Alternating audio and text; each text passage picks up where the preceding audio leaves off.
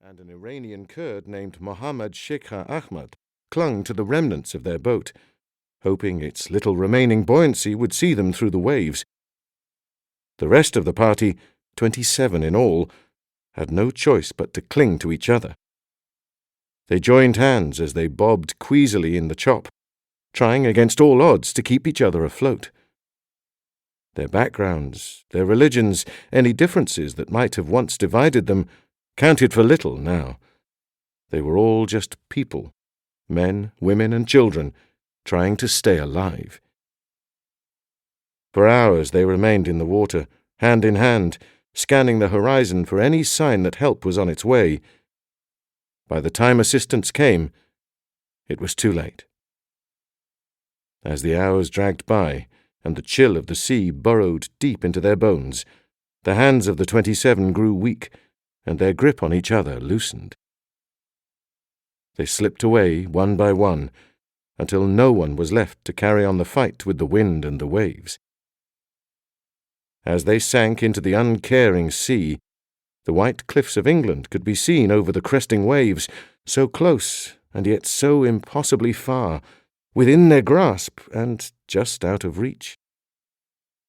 They had come so far, through so much struggle and hardship, only to founder in sight of shore.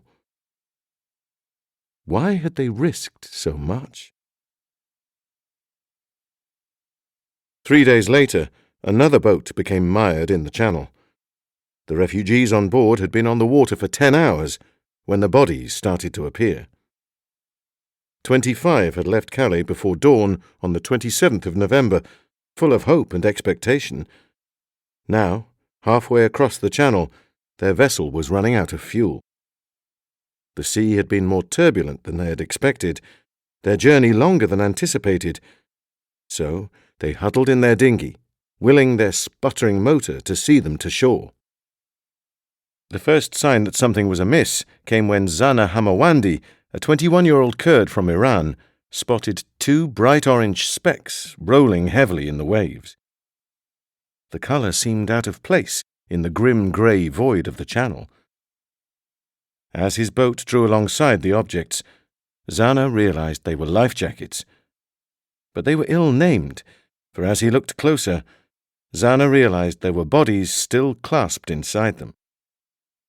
Suddenly, the boat was engulfed in a shoal of corpses, the wreckage of 27 hopes and dreams, each one a private devastation. Our boat was surrounded by dead bodies, a horrified asylum seeker named Karzan Manguri remembered with a shiver. At that moment, my entire body was shaking. As suddenly as they had appeared, the current changed, and the bodies were swept away, leaving the 25 alone with their horror. Then, above the fitful chugging of their motor, they heard anguished cries coming from the tattered remnants of a dinghy much like their own. Mohammed Isa Omar and Mohammed Sheikh Ahmad were astonishingly still alive. Zana and Karzan and their 23 comrades wanted to help. The plaintive wail cut clean through to their souls. These were men just like them, refugees searching for some place of asylum. But they worried, too, that they would only join the flotilla of the dead if they tried to come to their aid. They felt guilty and helpless, knowing they would be haunted by the shouts for the rest of their lives. So they did what they could. For hours they tried to get through to the British or French authorities on their mobile phones, hoping someone would arrive before the 2 last survivors lost their tenuous grip. At 12:30 p.m. they finally made contact and reported the shipwreck and its location. At 1:10 their motor died.